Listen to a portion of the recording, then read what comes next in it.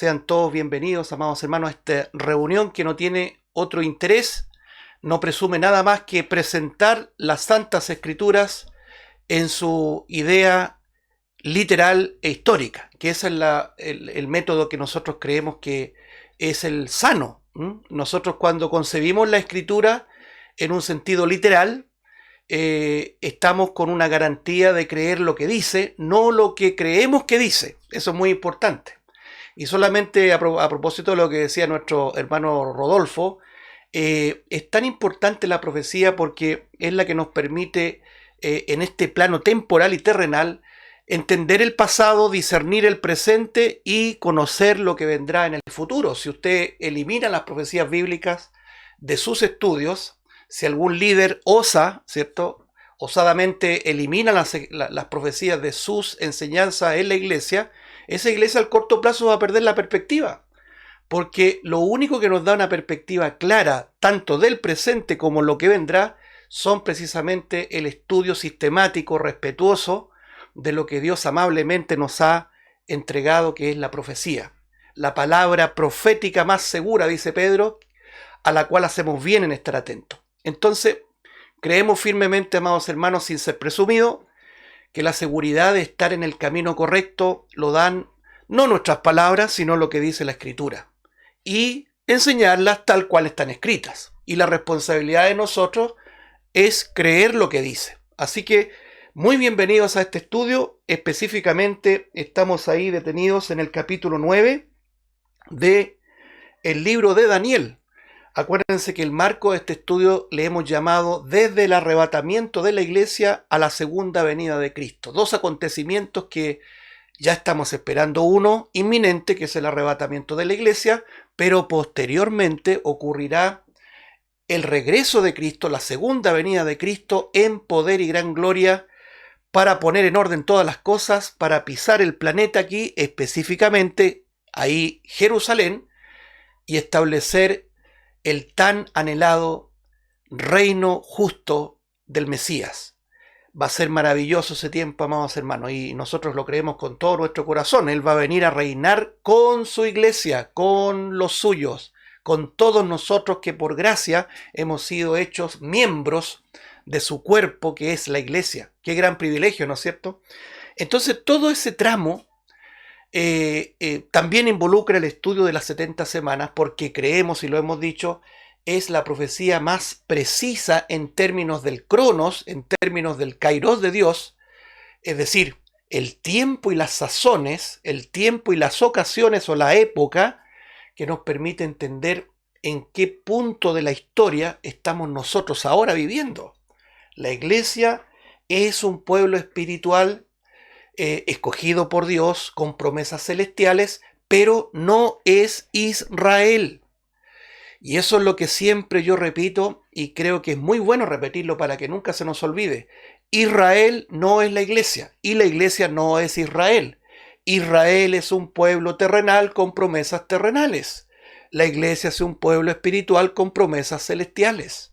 Si nosotros mezclamos todo esto, y hacemos de esto un solo pueblo y una idea mezclada, una mixtura, vamos a tener serios problemas con la interpretación de la profecía bíblica. Por lo tanto, vamos a tener que obligadamente, comillas, alegorizar o espiritualizar pasajes que son literales, como la restauración del remanente de Israel, la redención de ese remanente, y cuanto más específicamente el estudio de las 70 semanas, que ya lo hemos leído. Antes de meternos nuevamente en el estudio de hoy día, observemos lo que dice el versículo 24, que lo estuvimos estudiando en detalle. Daniel 9:24 dice: 70 semanas están determinadas ¿sobre quién? Aquí lo dice: sobre tu pueblo y sobre tu santa ciudad.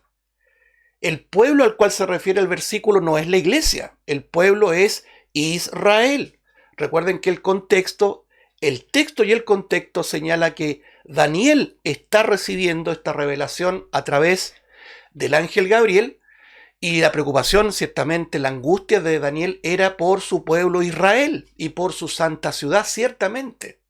Entonces el Señor Uso este término de amabilidad, de deferencia. El Señor ha querido revelarnos las cosas. Imagínense ustedes que ahí en Juan capítulo 15 dice el Señor a sus discípulos: ya no les llamaré siervos, sino que les llamaré amigos, porque a ustedes se les será revelado, conocido el misterio de Dios, las cosas que están en el secreto de mi Padre, en otras palabras. Por lo tanto, el Señor amablemente le revela a Daniel la restauración de su pueblo y de su santa ciudad. No cabe duda. Si usted cree las escrituras literalmente, el pueblo es Israel y la santa ciudad es Jerusalén. Esa es una base de interpretación bíblica, hermano, muy importante para seguir estudiando. Por lo tanto, estas profecías están determinadas para un pueblo específico y también para una ciudad específica que se llama Israel. Leamos ahora el versículo 26, que es el que estamos todavía desarrollando y extrayendo toda la enseñanza. Que el Señor nos ayude en esto. Dice el versículo 26: y después de las 62 semanas se quitará la vida al Mesías, mas no por sí, y el pueblo de un príncipe que ha de venir destruirá la ciudad y el santuario, y su fin será con inundación, y hasta el fin de la guerra durarán las devastaciones. Que el Señor nos ayude, nos añada bendición al estudio de su palabra para poder comprenderla, atesorarla y ponerla por obra en el sentido, en este aspecto profético, enseñarla con fidelidad. Muy bien, hermanos, aquí está hablando del término de un periodo que se cumple dentro de esto que se conoce las 70 semanas. Las 70 semanas equivalen en años a 490 años, dado que la semana profética no es semana de días, como nosotros siempre concebimos lo que es una semana, sino que es una semana de años, es decir, cada semana equivale a 7 años. Y si hablamos de 70 semanas, la equivalencia es 490 años. De esas 70 semanas se han cumplido ya, según lo dice el versículo 25 y 26 que estamos estudiando, se han cumplido 69 semanas, equivalente a 483 años. Por lo tanto, creemos que queda una semana pendiente que se debe cumplir, o 7 años, y que lo vamos a estudiar a partir del versículo 27, aquí de Daniel 9, cuando dice: y por otra semana. Sin duda, es la semana pendiente. No podría ser interpretado de otra forma. Por lo tanto, amados hermanos, ¿qué es lo que vemos acá? Después de la semana 69, del bloque de 69 semanas, que dicho muy de paso y de alguna manera lo recuerdo, ese bloque de 69 semanas, según el versículo 25, se divide en dos secciones, por decirlo así. Primero, 7 semanas que tiene relación con la reconstrucción de la ciudad y del muro, ¿cierto? El muro de Jerusalén, en manos de Nehemías, ya estudiamos eso en extenso. Y 62 semanas que tiene que ver con la proyección profética hasta la venida del Mesías príncipe, que es sin duda la entrada triunfal de nuestro Señor Jesucristo, cuando ahí lo vemos en Mateo 21, que entra montando un pollino de asna, alabado, aclamado, vitoriado por el pueblo, diciendo: bendito el que viene en el nombre del Señor. De modo que ahí se cumple la primera fase, por decir así, de 69 semanas. Y el versículo 26 nos permite entender que después de aquello, dice ahí, después de aquello, se le quitará la vida al Mesías. Lo que yo pregunto ahora a modo de repaso: ¿cuándo muere el Mesías, nuestro Señor Jesucristo? ¿Dentro de las 69 semanas o dentro de la semana 70? La respuesta salta a la vista. Dice el versículo 26: y después de las 62 semanas se quitará la vida al Mesías. ¿Cierto? ¿Por qué dice 62 semanas?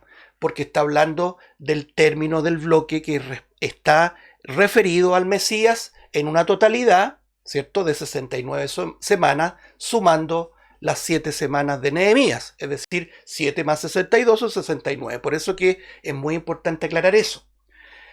Dice que después de este periodo se le quita la vida al Mesías. Es decir, el Señor no muere dentro del marco de las 69 semanas, pero tampoco dice que muere dentro de la última semana. Por lo tanto, creemos que si usted sigue una lectura literal, una lectura natural, sin interpretación, sin ningún tipo de aplicación o alegorización, ¿cierto?, usted va a entender de manera natural que el Señor muere después de las 69 semanas, del periodo ese, de 483 años, pero no muere en la semana 70, porque la semana 70 aparece recién en el versículo 27. Este es el gran paréntesis que le han llamado a algunos eruditos. Yo me inclino absolutamente con esa idea, aunque no aparece en la escritura como paréntesis. Es una manera ilustrativa para comprender que dentro de este marco de las 69 primeras semanas de esta profecía y la última semana, la 70ª semana o la semana 70 que se debe cumplir, hay un espacio, hay un lapso que nosotros sabemos que significa la muerte del Mesías, la destrucción, y lo estamos estudiando, de Jerusalén y del santuario, y además, el nacimiento de un pueblo espiritual llamado la Iglesia. ¿Se da cuenta que todo armoniza? La Iglesia nace el día de Pentecostés, dentro precisamente de este marco, de este lapso, ¿cierto? De este paréntesis, que lo hemos dicho también pedagógicamente, el cronómetro se detiene en la semana 69 y se reanuda a partir de la salida de la Iglesia de este mundo. La Iglesia tiene que salir. La Iglesia es un pueblo espiritual que será sacado así tan igual, lo vamos a decir así, tan igual como fue la experiencia del el propio Enoc. Si nosotros vemos Enoc, ¿cierto? Vemos que él fue un peregrino, caminó con Dios y súbitamente desapareció porque le llevó Dios. Así que no nos debiera asombrar esto. Y lo digo precisamente para aquellos que de una manera caricaturesca, casi peyorativamente, nos acusan a los que creemos en el arrebatamiento de la Iglesia como aquellos que creen en un rapto secreto. Bueno, Enoc caminó con Dios y desapareció. ¿Qué pueden decir frente a eso? Hay precedentes, hermanos. Y eso lo ratifica el libro de Hebreos porque usa más de una vez la palabra trasponer, transposición. Es decir, Enoc fue traspuesto, que significa sacado de la tierra en cuerpo y alma y llevado a otro estado que creemos ciertamente que es el cielo, es la presencia del Señor. Por lo tanto, en consonancia con lo que dice Pablo a los tesalonicenses en el capítulo 4, versículo 17, seremos arrebatados juntamente con los muertos en Cristo que van a resucitar para encontrarnos con el Señor en el aire. Esa es una fase previa a su segunda venida, no es su segunda venida. Eso es lo que es importante también declararlo, hermanos. En la segunda venida el Señor viene aquí y pone sus pies, mire qué literal, pone sus pies en el monte del Olivar, como lo dice Zacarías capítulo 14. Por lo tanto, hermano, hay un paréntesis que nos permite ahora entender que en ese paréntesis se le da muerte al Mesías, y la expresión que dice aquí el versículo 26, lea usted, dice que muere el Mesías, mas no por sí. Es decir, él muere en una cruz de vergüenza, sin honor, vacío, él se vacía. Toda su vida fue un vaciamiento que lo estuvimos estudiando, pero para el mundo ciertamente un fracaso, pero para nosotros es la victoria, el triunfo del invicto Señor Jesucristo, porque nuestro Señor Jesucristo nunca ha sido vencido, es invicto. Colosenses capítulo 2 dice que triunfó ahí en la cruz, pero para el mundo, incluso para su pueblo, él murió vacío, sin honor, sin gloria y como que no obtuvo nada. Bueno, nosotros ahora entendemos que ahí obtuvo la victoria frente a la muerte, al pecado y a aquel que tenía el imperio de la muerte, como lo dice el libro de Hebreos. Por lo tanto, el Señor Jesucristo cumple el objetivo, el propósito de su primera venida. ¿Cuál es? Morir por su pueblo, morir para el perdón de pecados, no solamente de su pueblo Israel, sino que también de los gentiles. En este caso tú y yo, nosotros no somos judíos, somos gentiles. Y gracias a la muerte del Mesías, nosotros obtenemos perdón de pecados. Muy bien, el segundo punto del versículo 26 dice, y el pueblo de un príncipe que ha de venir, destruirá la ciudad y el santuario, y su fin será con inundación, y hasta el fin de la guerra durarán las devastaciones. El texto es bastante simple, pero amerita que lo analicemos punto a punto. Dice, y el pueblo de un príncipe que ha de venir. No dice el príncipe de un pueblo que ha de venir, ¿ya? Sino que el pueblo de un príncipe que ha de venir. ¿Por qué esta aclaratoria? Porque este pueblo es Roma. ¿Y por qué sabemos con tanta claridad que es Roma? Porque las legiones romanas fueron aquellas que destruyeron, como dice el texto de Daniel 9:26, destruyeron la ciudad y el santuario. ¿Por qué esta aclaración? Porque este rey que dice acá, este príncipe dice, y el pueblo de un príncipe que ha de venir, no es quien lideró las legiones de Roma, que lo hemos estado hablando, que fue el general Tito, ¿cierto? Sino que es un príncipe aún futuro, un príncipe que ha de venir. Todos aquellos que han estudiado minuciosamente, responsablemente las 70 semanas y la han llevado a la correlación de toda la enseñanza de la Biblia, concluyen en un solo punto, que este príncipe que ha de venir es un personaje aún futuro y que se refiere al anticristo, a aquel que se va a poner en el lugar de Cristo. Acuérdense que cuando Pablo escribe a los tesalonicenses, ¿cierto? Él habla de un inicuo, de un hijo de perdición. Y ese inicuo dice que exigirá, implícitamente lo dice, exigirá adoración, tanto que se sentará en el templo de Dios haciéndose pasar por Dios. No cabe duda, es un personaje, aquí Daniel lo revela como un príncipe, es decir, un poderoso, que va a tener poder político, religioso, evidentemente, y que se va a hacer pasar por Dios. Ahora, ¿dónde asoma en la profecía de las 70 semanas este príncipe? Ya lo vamos a ver a partir del versículo 27. Ya lo vamos a estudiar. Por lo tanto, ¿qué quiero aclarar y dejar bien claro en esto, hermano? Aunque parezca redundante. Aquí se refiere al pueblo de un príncipe que ha de venir. Lo aclaro porque siempre estamos de alguna manera cotejando y refutando lo que muchos enemigos del premilenarismo, y hoy día hay una oleada muy fuerte, ¿no es cierto?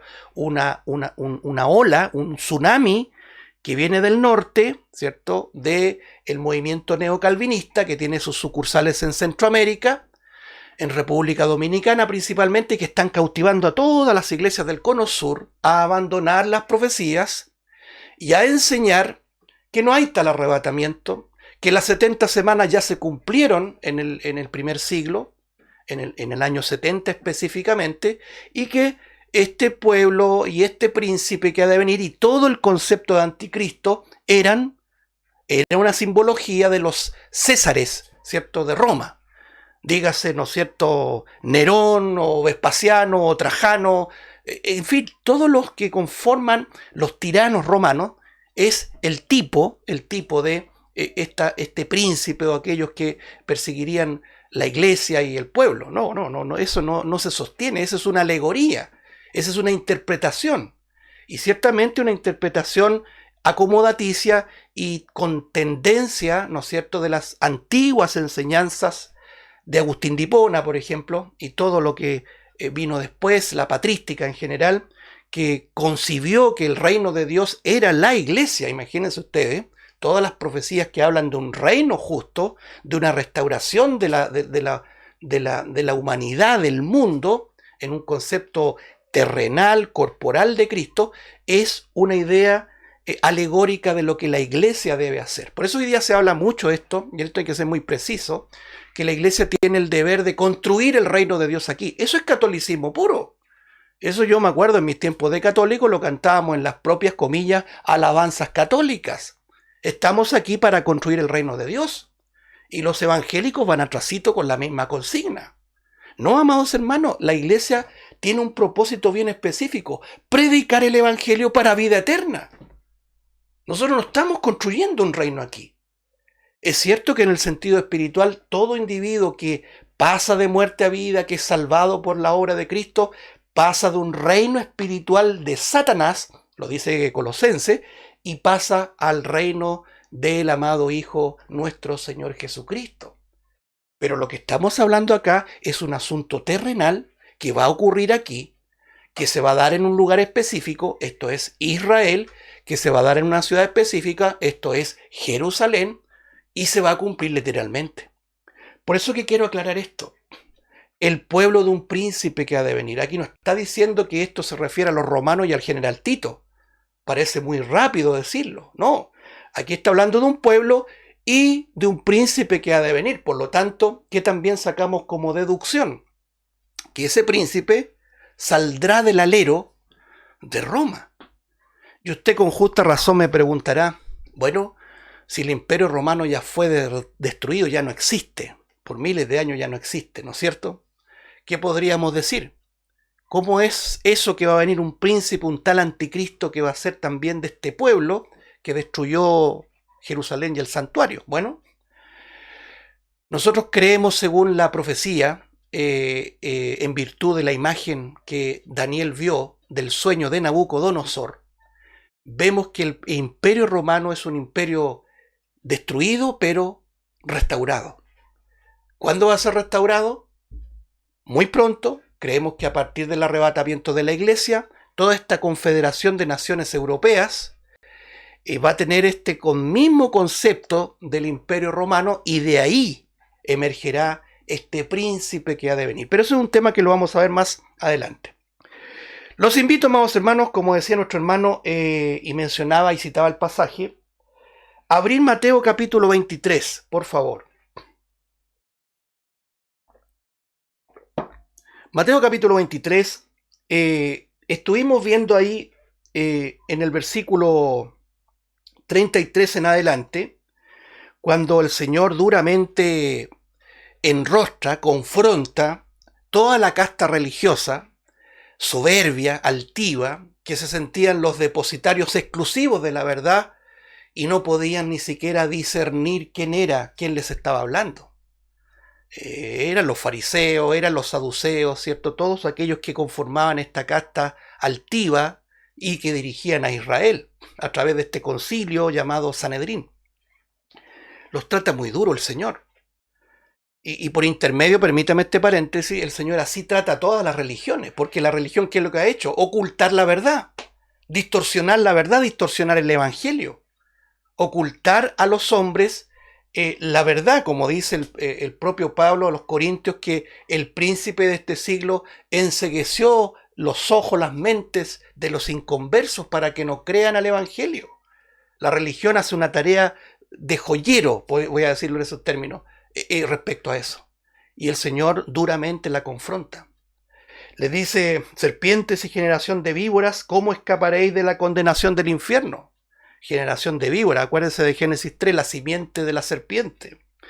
Verso 34, por tanto, he aquí yo os envío profetas y sabios y escribas, y de ellos a unos mataréis y crucificaréis, y a otros azotaréis en vuestras sinagogas, y perseguiréis de ciudad en ciudad, para que venga sobre vosotros toda la sangre justa que se ha derramado sobre la tierra, desde la sangre de Abel, el justo, hasta la sangre de Zacarías, hijo de Berequías, a quien matasteis entre el templo y el altar.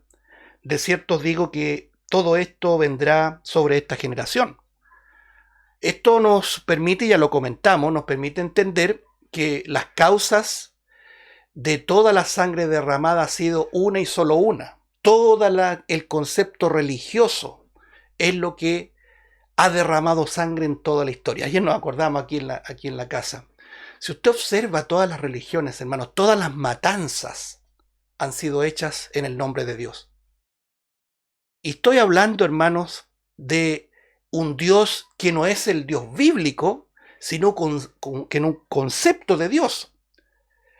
¿Por qué les imputa la responsabilidad a los judíos de la matanza de Abel? Imagínense, pongámonos a pensar un poco, hermano. ¿Por qué les atribuye la responsabilidad de la sangre de Abel? Le dice, desde la sangre de Abel hasta el profeta, hasta a Zacarías, como dice aquí, hijo de Berequías.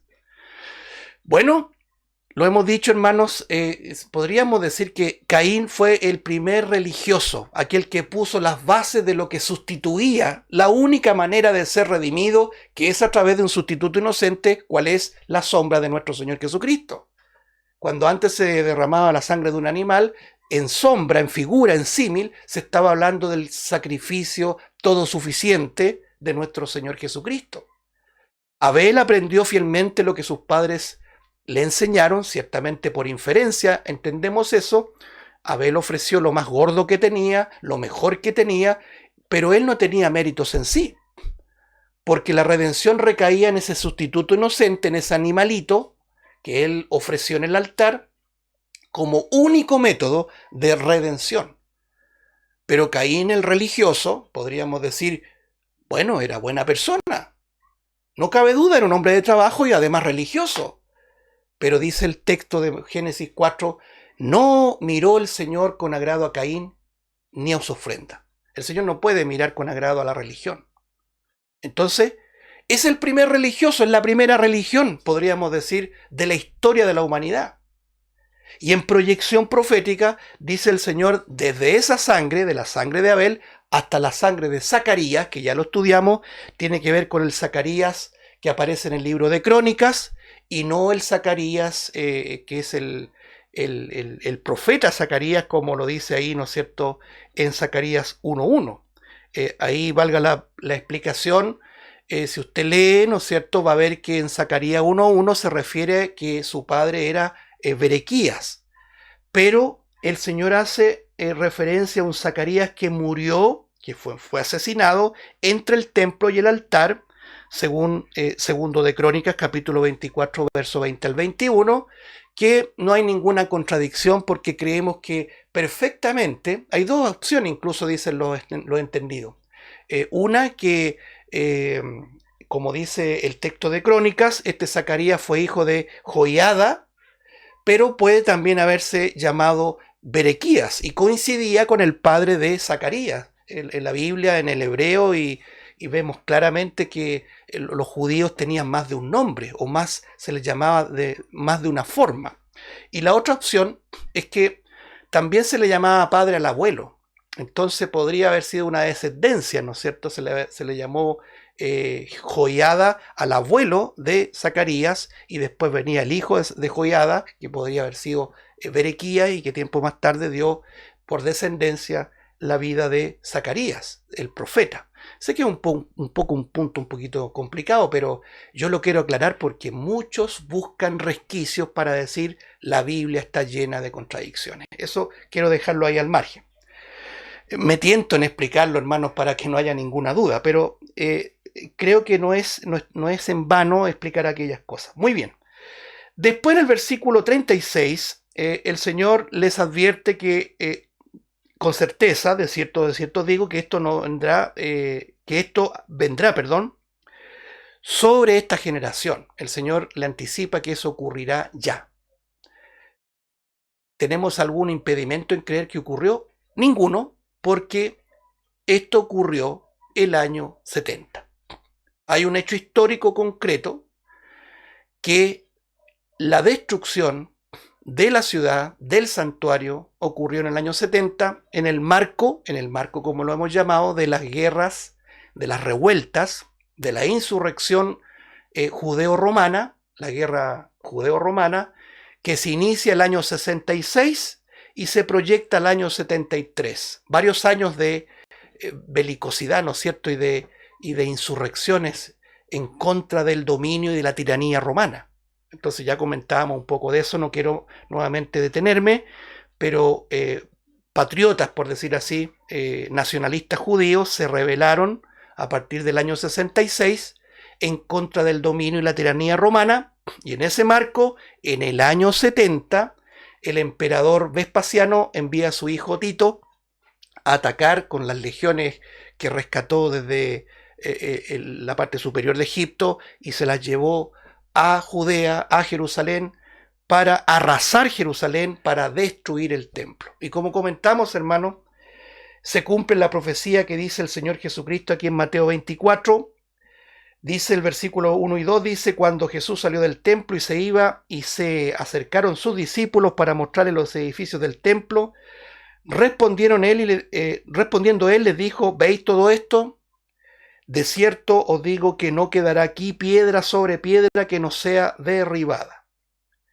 literalmente se cumple esto porque los soldados romanos fundieron, en otras palabras, fundieron el templo, lo quemaron para poder rescatar el oro. Entonces, para poder rescatar el oro, porque usted cuando lee la construcción del templo, aunque sea someramente, se da cuenta que había mucho oro ahí, en utensilios, en mesas, etcétera, mucha cantidad de oro. Por lo tanto, al fundir todo aquello, después tenían que separar las piedras unas por otras para poder rescatar todo el oro que pudieran. Lo saquearon, en otras palabras. Un pueblo saqueador. ¿Ah? Los romanos llegaron a saquear a Jerusalén y destruir el santuario. Por lo tanto, el versículo ahora 37 de Mateo 24:37 es el lamento de nuestro Señor Jesucristo cuando clama por una ciudad específica con un nombre propio, amados hermanos, que se llama Jerusalén. Yo quiero detenerme un poco en esto, hermano. El marco histórico de la guerra judeo-cristiana ya lo hablé, pero quiero detenerme un poquito en lo que significa la destrucción propiamente tal del santuario y de la ciudad. En el sentido bíblico, en primera instancia, la relevancia, la importancia que tiene Jerusalén. Mire, ahí mismo en Mateo, por favor, retroceda un poquito y vaya al capítulo 5 de Mateo, por favor. Mateo capítulo 5. Vamos a dar lectura versículo 36 para más o menos contextualizar. Verso 36 y 37. Mateo 5:36 dice así: ni por tu cabeza jurarás, porque no puedes hacer blanco o negro un solo cabello, pero que tú... Perdón, vamos a leer de antes porque después en la parte final del contexto. Vamos a leer, tomarlo del versículo 34. Pero yo digo, no juréis en ninguna manera, ni por el cielo, porque es el trono de Dios. Miren lo que dice el versículo 35. Ni por la tierra, porque es el estrado de sus pies, ni por Jerusalén, porque es la ciudad del gran rey. Bien, ahí está hablando contextualmente del juramento. Ya para los judíos los juramentos eran muy solemnes. De ahí que aprendemos que lo que hizo Pedro al negar al Señor con juramento fue una transgresión gravísima. Y el Señor les habla en definitiva una cosa aún más profunda, como lo dice el versículo 37, que tu hablar sea sí, sí, no, no. Porque lo que está fuera de esto, dice, de mal procede. Bueno, es una gran enseñanza para nosotros, muy de paso, a ser absolutistas en lo que se refiere a la verdad. La verdad de Dios no acepta medias tintas, no acepta testigos falsos, no acepta inclinaciones parciales. Es sí o es no. Los judíos tenían que aprender esa lección y ciertamente nosotros también. Bien, ese es el contexto. Ahora, en esa enseñanza nuestro Señor Jesucristo pone algo que era propio del judío. Dice aquí en el versículo 35 que tampoco se debía jurar ni por Jerusalén. Pero agrega algo, que es lo que quiero enfatizar, porque es la ciudad del gran rey. Si nosotros le tomamos la importancia a lo que significa esta ciudad, hermanos, esta ciudad no es para tomarla a la ligera y decir, bueno, Jerusalén y ahora es un concepto espiritual. La iglesia en sí misma es Jerusalén, tú mismo en sí eres una Israel. Eso es alegorizar, eso es una interpretación. Nosotros no estamos autorizados a interpretar lo que significa Jerusalén, estamos llamados a creer que es Jerusalén. Mire, veamos la escritura. Lo primero, hermano, es que aprendamos todos que Jerusalén es una palabra compuesta, deriva del latín directo a nosotros, que es la palabra Hierosolima. Hierosolima significa ciudad de paz, y en hebreo es viene de Shalom, ciudad de paz. ¿Sí? Entonces, esta ciudad de paz que paradójicamente es el punto neurálgico, por decir ahí, del conflicto, no cabe duda, ¿cierto? Es como las paradojas de la vida y de la historia. Sin duda será la ciudad del gran rey cuando él vuelva a poner sus pies allí. Ahora, esta ciudad de paz Yerushalima, ¿no es cierto? Yerushalayim, Jerusalén, como la conocemos nosotros en el español. ¿Por qué cito el Jerusalima? Porque acuérdense del hip hip hurra que a través lo aclaraba, cuando el general Tito destruye Jerusalén con las legiones romanas, se comunicaban en clave entre ellos y decían jep jep. ¿Qué significaba el jep jep? Era una expresión, un acróstico, por decirlo así, en latín, que decía Jerusalima es perdita. Es decir, Jerusalén, la ciudad de paz, ha sido arrasada, destruida.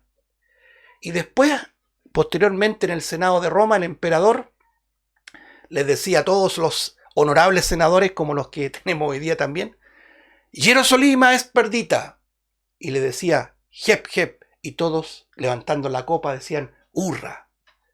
Que pasó después en el tiempo a hacer este famoso hip hip hip hip hurra que lo hablamos en su oportunidad, un llamado antisemita que ciertamente proviene de las entrañas del infierno, de Satanás. Pero veamos la escritura en los minutos que nos queda, lo que significa Jerusalén, para que le tomemos el peso de lo que fue la destrucción de Jerusalén y la destrucción del santuario. Segundo de Crónicas, capítulo 6, versículo 6. Libro segundo de Crónicas, capítulo 6, versículo 6 dice, mas a Jerusalén, mire lo que dice, he elegido para que en ella esté mi nombre. Y a David he elegido para que esté sobre mi pueblo Israel. Nosotros vemos miles de años antes que la profecía estaba apuntando a una ciudad específica y a un reinado específico, ¿dónde? En Jerusalén.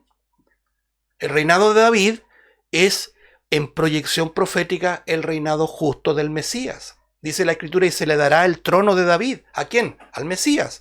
¿Cuándo se cumplirá eso? Cuando él regrese por segunda vez y se cumplirá de manera literal.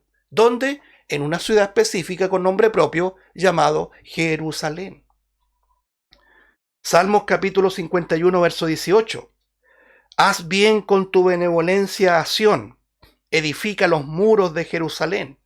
Aparece nuevamente una alusión a esta ciudad de paz, a la ciudad del gran rey, como leíamos en Mateo 5:35. Salmo 79:1. Oh Dios, vinieron las naciones a tu heredad, han profanado tu santo templo, redujeron a Jerusalén a escombros. Una profecía que tiene un cumplimiento literal, hermanos. ¿Dónde llegó Nabucodonosor? Año aproximado 587 a.C., derribando ¿qué cosa? El santuario y la ciudad. ¿Qué pasa en esa ciudad? Es la ciudad de Dios. Las fuerzas del mal, las fuerzas de Satanás, los enemigos de Dios, tienen la mira puesta en Jerusalén para destruirla, para arrasarla. Y a propósito de derramamiento de sangre en nombre de Dios, nos acordábamos de los cruzados. Los cruzados, más de 200 años de las cruzadas. Le llamaban las cruzadas porque era una especie de aporte a la evangelización en Tierra Santa. Como dice el proverbio, a otro perro con ese hueso. No podemos creer ese tipo de cosas, de mentiras, de engaños. A través de la historia nos han engañado. Las cruzadas eran una invasión a Tierra Santa para arrasar, matar judíos. Se mataron muchos judíos, hermano. Y fíjese usted que lo conversamos internamente porque es apasionante esto. Si usted analiza los emblemas de los nazis, del nacionalsocialismo de Hitler, yo me preguntaba por qué en sus aviones, en sus tanques, usted puede verlo después en internet ahí, por qué ellos recopilaron la antigua cruz de las cruzadas. Entonces los tanques nazis, ¿no es cierto?, de Hitler tenían la cruz, los aviones tenían la cruz, porque para ellos también era una cruzada en nombre de Dios. Aunque usted no lo crea, Hitler era un gran y profundo religioso. Él estaba convencidísimo que matando judíos estaba sirviendo a Dios. Si lo leímos en su oportunidad, uno de los grandes colaboradores de Hitler, no recuerdo el nombre en este minuto, pero fue el autor de un periódico alemán, y lo citamos por ahí en una de estas reuniones, y Él confiesa en los tribunales de Nuremberg, estos tribunales que se levantaron posterior a la Segunda Guerra Mundial para castigar duramente las atrocidades que se cometieron en este régimen terrible, que dejó un saldo de más de 6 millones de judíos muertos. Este oficial SS decía que, y confesó que se guiaba por los escritos de Martín Lutero.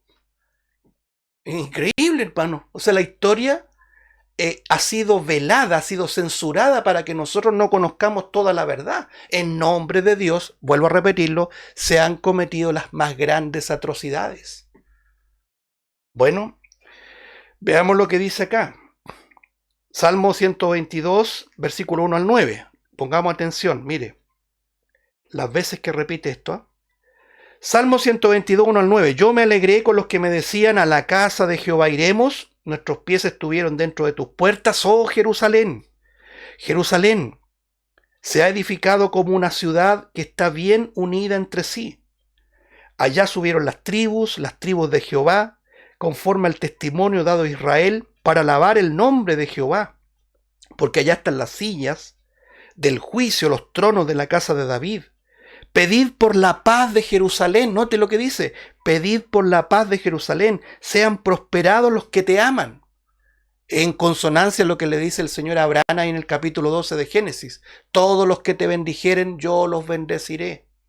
Y todos los que te maldijeren, yo los maldeciré. Verso 7. Sea la paz dentro de tus muros y el descanso dentro de tus palacios. Por amor de mis hermanos y mis compañeros diré yo, la paz sea contigo. Amor a la casa de Jehová nuestro Dios, buscaré tu bien. Fíjese cómo se expresa Dios de esta ciudad. Si esto no es coincidencia. Esto no está hablando de algo alegórico. Algo que está mirado o debemos mirarlo desde atrás. Esto se cree, esto se concibe de manera literal. Sobre la base de lo que nosotros hemos leído. En Mateo 5:35 es nuestro Señor Jesucristo hablando. No juréis por Jerusalén, que es la ciudad del gran rey. No se estaba refiriendo a Herodes. Evidentemente se estaba refiriendo a qué va a hacer Jerusalén en el futuro. Va a ser reivindicada, va a ser puesta en alto. Para odio, para reacción, para, ¿cómo se dice? Rezongo de los que odian a Israel. Israel, Jerusalén, será puesta en alta. Ahí va a estar nuestro Salvador. No va a estar aquí en Chile, ni en Buenos Aires, ni en Estados Unidos. No, va a estar en Jerusalén. Nos duela o no nos duela, esa es la verdad, amados hermanos. Yo he visto algunos cristianos, pero que arremeten en contra de los sionistas, dicen, ¿no es cierto? Bueno, eso es parte también del antisemitismo que se ha arraigado en el pueblo de Dios. Israel es Israel. Pero ¿cómo puedes decir eso? Dicen algunos, si han sido los grandes empresarios. Bueno, ese es un tema que lo podemos debatir en otra oportunidad, pero Dios ha prometido redención a ese pueblo que muchos han odiado. No queremos, hermanos, errar en esto, sino que enseñar lo que dice. Orad por la paz de Jerusalén. Jerusalén, dice, ¿no es cierto?, en hebreo, ciudad de paz, pero paradójicamente es ciudad de conflictos. Hoy en día se exhibe ahí donde estaba el templo, el último de los templos. Ya vamos a hablar un poco de eso la próxima semana si el Señor no ha regresado. El templo de Herodes el Grande. Herodes reconstruyó y amplió el templo, el segundo templo de Zorobabel. Y ese templo fue destruido, fue arrasado por los romanos, pero ese templo va a ser reconstruido en el futuro.